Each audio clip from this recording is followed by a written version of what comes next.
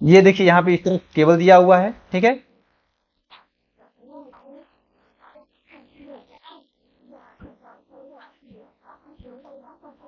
देखिए हम इसी केबल के बारे में बात कर रहे थे, ठीक है। देख लीजिए ध्यान से।